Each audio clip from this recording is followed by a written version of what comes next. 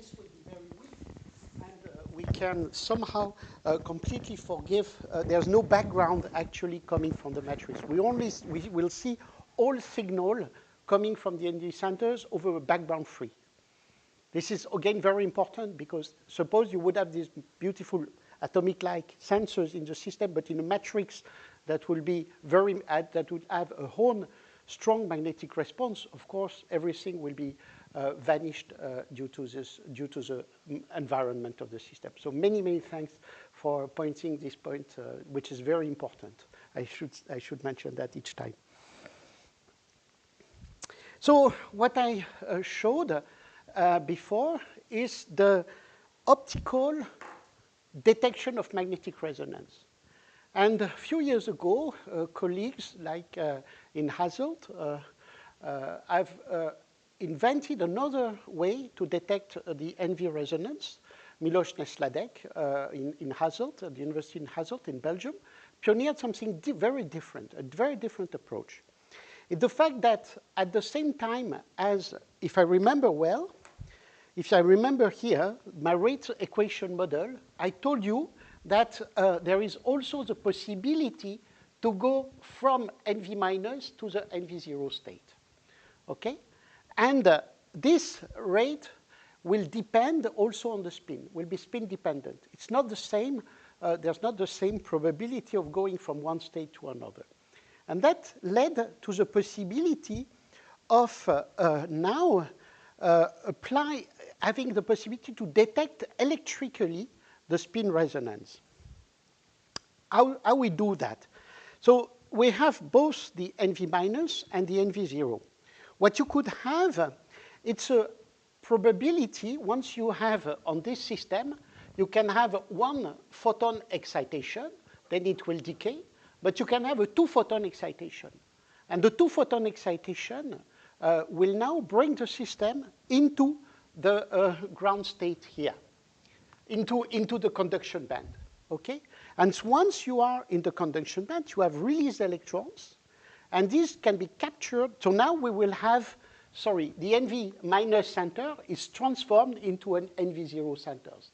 And you have a free an electron in the conduction band that you can detect, okay? So but this is also depending on the probability to have this 2-photon transition. And since now we can consider the 2-photon probability going either from the ms equals 0 state, but also from ms plus minus 1 state. And again, since I have these intersystem crossing from these transitions, for this transition to the singlet state, the probability will be lower, okay? So probability of getting one electron by this 2-photon process in the conduction band will be lower if I start from ms plus minus 1 compared to ms equals 0. I should write it down here. It will be better. Okay? So this will be a higher probability of getting, it's what we tried to describe by having here a big ball and here a smaller ball. Okay? So now I have, and once I have in the system, the NV center is in the NV0 state, it can capture one electron back, either from another atom, nitrogen atom, so directly from a hole here in the valence band, it's equivalent, and be regained, back converted into the NV center. So what I need then is to collect these electrons that are produced by these 2-photon process, which are somehow spin dependent. And then I will have a way to detect the NV magnetic resonance. Not anymore, I still need optical excitation to do the polarization, but after the detection is done electrically and not anymore by optical detecting the fluorescent signal. And for many, if you, for instance, you want to do some very compact sensors, this is, of course, a great advantage. And I will show you, so in the first experiment that were done by Miloš in Hasselt, people had ensembles of NV, and they put electrodes on top of the diamond. And then you have a lot of, it's not easy. Diamond is a wide bandgap semiconductor, and having a controlled way to deposit the electrode on the sample is not so easy. So the idea we had, together with a colleague Thierry de Buchert in Thales, with whom we worked for many years, is it could be better if we now are able to embed the electrodes directly in the diamond.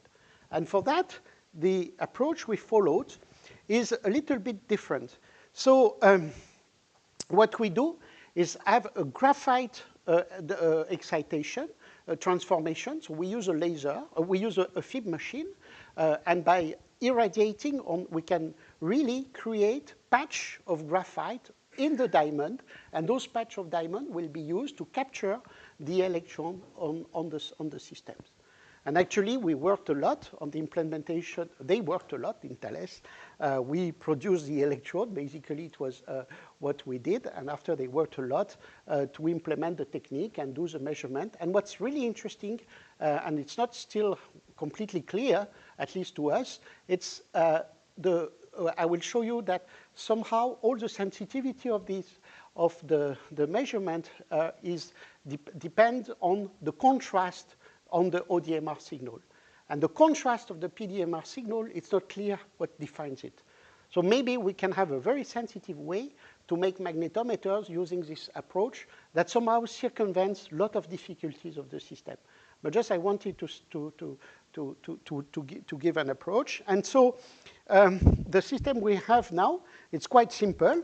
We use a FIB to create patches of electrode. Then with two contact electrodes, we come on top of it to collect the signal. And then basically there's a green laser that will be used to prepare the spin state by optical pumping in the MS equals 0 state. And then we simply collect, we drive the microwave excitation with an antenna on top of it that will produce the oscillating microwave field for the 3-photon resonance. And this is a signal that were obtained and given in this publication 2 years ago, where you see here the magnetic resonance. And as soon as we apply a magnetic field, we see a splitting associated to the different transitions. So again, exactly what I showed you before. But now with this direct electrical detection. Just to show you that although things can appear very mature now for the spin detection of NV, there's still a lot of work to be done exploring, for instance, what this can be. And then you can think about a lot of things. For instance, instead of having this very simple symmetry, which is equivalent somehow to a kind of p-n junction, when you look more carefully to the physics of the semiconductor inside, you can imagine having some kind of transistor and detect very, very tiny changes. So it opens a broad range of possibilities to detect with very high sensitivity these signals, these the signals from the magnetic resonance of NV centers. And there's working a lot in that, and it's quite amazing how fast somehow it go, and I'm pretty sure that it's something that will have strong impact for making very sensitive magnetometers, and very compact one at the same time. Okay, perhaps then, if you, just to conclude, I've talked about how we engineer NV centers. And there's different ways. What do you want to do somehow? For instance, I might want to have a sample that is highly doped uniformly, as uniform as possible, with NV centers. And that, for instance, can be done directly by CVD growth. So what people will do, it's in this, they will use the growth of the diamond. And I told you the growth of the diamond, and you see here the plasma ball that is used to create layer by layer the diamond. I inject in the plasma, which basically for diamond will consist of hydrogen and methane. I inject nitrogen gas. The nitrogen will dissociate, and so I will have directly during the growth nitrogen integrated into the system. At the same time, there will be vacancies, and this is done at very high temperature. So using those systems, I can have now NV that are highly doped, that with a high concentration and very good quality. I will show you some samples like that, and perhaps you will have a demo on the demo experiment that we plan. The demo will be realized with such samples, in which we can have NV concentration at a few ppm, which that can be really used to make to design magnetometers with these NV ensembles. And really, there is a lot of possibilities that this kind of thing happens. And using that. And for instance, such a sample now can be, you can purchase it in Tor Labs, 3 by 3 millimeter, 200 micrometer width, thickness, and NV concentration of about a few ppm, and that would cost a few thousand of euros. That's one approach. So you use that. And you can also, there are a lot of possibilities that people now are exploring, for instance, to make a delta dope layer, which is a very thin layer at a very accurate position in the sample, highly doped. And so playing this beautiful paper that appeared a few days ago by Misha Lukin and Norman Yao in Harvard, where they were able to look at the spin of a highly concentrated layer of NV and looking at the interaction between them, and the coupled interaction of those spins produced a squeeze state. So this is remarkable work that people have tried to implement, but they found a way to do it using this technique of having, during CVD growth, that was done by Anya Yaich in Santa Barbara, where they were able really to produce those samples. Now, the other possibility is to have ultra-pure single crystal diamond layer, so the one that are usually typically produced by CVD growth, and then you implant nitrogen impurities. So you create yourself, you bring the nitrogen impurity after the system in the diamond. And at the same time as the ion will penetrate in the crystal like that, okay, they will induce some vacancy. Somehow you don't know, there is a kind of straggling effect like that, and at the same time, before the ion stops in the matrix, it creates a lot of vacancies. This is not yet the NV centers.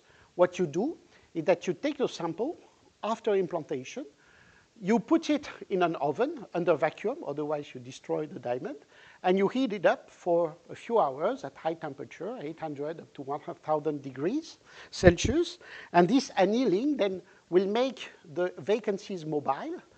Part of them will come back to the surface and are just lost, but the other one can recombine with the nitrogen impurities that have been put in the sample by the ion implantation, and you create NV centers this way. So and that's another very successful approach. And this is the first experiment that was done by Jan Meyer at the time in Bochum in Germany, where he used a big ion implanter. You have the size of the machine here, which was that he could implant nitrogen atoms with an energy of a few mega electron volts. And a few mega electron volts will lead to NV centers really implanted at hundreds of nanometers below the surface. Okay, so this is simulation that can be done with a software called SRIM that simulate, that is a simple Monte Carlo simulation of how the ion will straggle and also slow down when it penetrates in the matter. So the higher the energy, the larger the depth of the implantation. But now if we go to very accurate, to very small energies, about the order of a kilo electron volt, then the ion will be implanted at several nanometers. So that to say, okay, we can now, using this well-resolved system, I can hope now to have ions, if I'm able to control the size of the beam with such resolution. Okay, so of course, size of the beam has to be taken into account. So the idea was to go from this machine that produced this beautiful first result, where you have single NV that were produced using this array with a pitch of something like 10 micrometer pitch, was to say, okay, the problem was no one has such huge machine, or at least only a nuclear physics lab have that, and they are less and less commonly frequent because those are machines that were built for other purposes. You can find them in industry because ion implantation is very important for semiconductor industry. There's a patent by Shockley in the 50s where he said the good way to produce the doped semiconductor is to make a perfect semiconductor and bring in that either the impurity that will produce N-doping or P-doping. So once we have that idea with Jan, we said, could we do something better than that? And there's different approach for that. The first one was quite simple, was to use a focused ion beam machine. So you can design, and this is also very useful for semiconductor industry. People have designed machines where you have now a source of ions, usually it's gallium, and there is a very thin tip of, from which we extract by electrical field the ions, and then with some electronics, now you can control where the ion will be shot on the sample with an accuracy of typically a few nanometers. So those are remarkable machines, but somehow the problem is that most of them will work with gallium. So there is another approach that has been developed by a French company, Orsay Physics. We started from a plasma source. And the idea was to develop the FIB for milling applications using xenon. But as it's a plasma source, you can feed it with whatever gas you want. And the question we asked ourselves was, could we feed it with nitrogen and produce NV centers from that? And so I will show you yes. So you see here the pitch, the implantation pattern, that is, you define it on your computer. And then you choose the time on which you will put the beam of ions on during then, and then you scan other things. And what you see here is the array of NV centers that was created by this ion implanter somehow, but now it's a small machine with a pitch of about 2 micrometers. And you see that you have here the zero phonon line appearing, so we're sure that we get NV centers after the annealing of the sample. And we choose the dose so that we have about 10 NV per spot. And we could check that by just measuring on the confocal microscope. So this is an image taken on the confocal microscope. I showed the principle before. And what you see here is now a size, each spot here has a size which is just limited by the optical diffraction of the confocal microscope, something like around 400 nanometers of diameter, which is defined by the numerical aperture of the microscope, okay? Of the microscope objective. And then what we can measure, or another measurement can be done by looking at the G2 on that. And I told you for a single emitter, G2 would do something like that, okay? But in our case, here, the depth here, it's only 1/n, okay? So if I measure here a dip of about 10%, I know that I have something, it will be 1 minus 1/n, sorry, so that value. So then I would say it's perfect. I know that somehow I have 10 emitters in my spot. But of course, they are randomly dispersed. I don't know where they are with that. So one thing that we did was to reanalyze more carefully with better optical resolution where the ions are located in the system. And from that, what we used was something that was developed also in Göttingen. Sorry, the name. By Stefan Helm, sorry, who invented stem microscopy and other derived imaging technique in laser microscopy for having a resolution below the Rayleigh limit, the Rayleigh criteria limit. So, and he did remarkable work, and for its invention of Rayleigh microscopy got a few years ago the Nobel Prize in chemistry for that purpose. And he also implemented something a little bit different compared to the STED microscopy, which is rather challenging to implement in the lab. It's something which is much simpler, which is called ground state depletion. And the ground state depletion, it's typically, instead of using that kind of beam that you have here, usually you shine a Gaussian beam on at the input of the optical microscope. You produce a donut beam, okay? And that donut beam can be created at the focus of a microscope by a phase mask that will put on the sample a 2 pi rotation of the phase, and that 2 pi rotation on the phase, once you are at the focus of the microscope, will end with this donut shape. And now suppose you have this donut shape, and now you scan it. What matters, it's not the width here of the hole in the donut. What matters, it's the relative intensity between where it's bright and when it's dark. And using that, if you have a very high intensity, then you can somehow excite the NV centers that will appear like an opposite way somehow as a dark spot. You will excite it with very accurate positioning.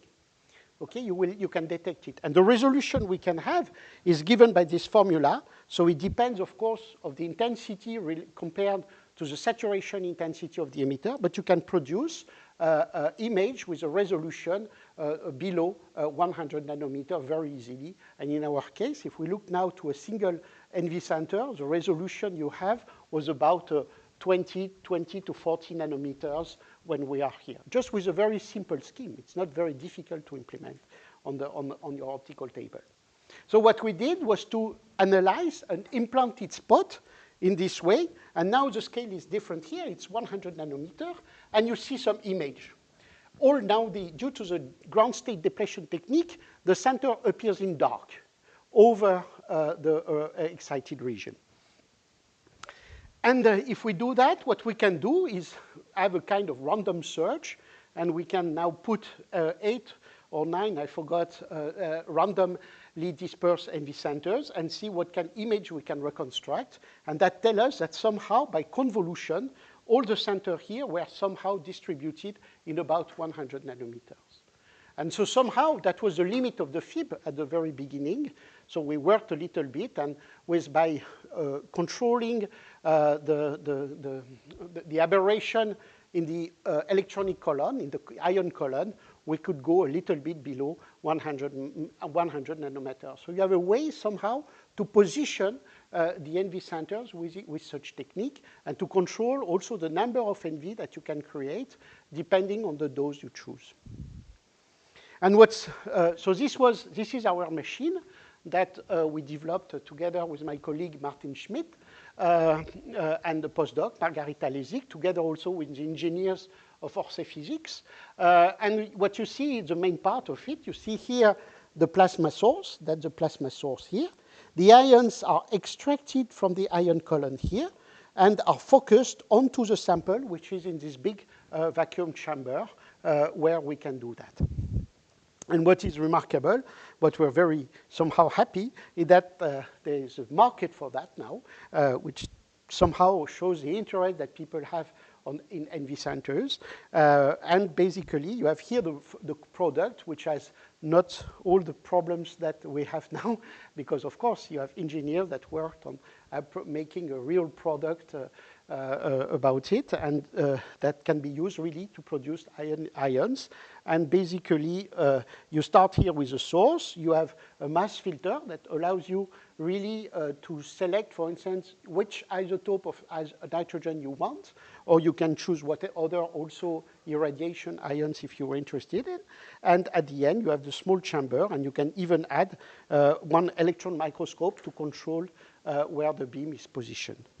And this is the machine that has been developed, and it has also been shown by this company and a colleague, Alexandre Thaler, that if you have now, if you heat up the sample during the implantation, somehow you do at the same time the annealing and the penetration of the ion, you increase significantly, up to 10%, the yield of the NV centers.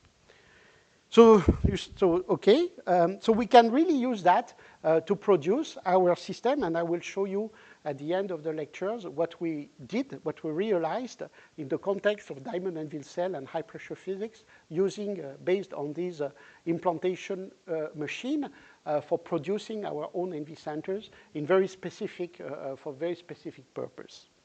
Okay, I think I'm going to stop now for the thing, and tomorrow we will discuss the techniques for measuring magnetic field, so magnetic field sensing using NV, both with single NV and with ensembles. Thank you for your attention.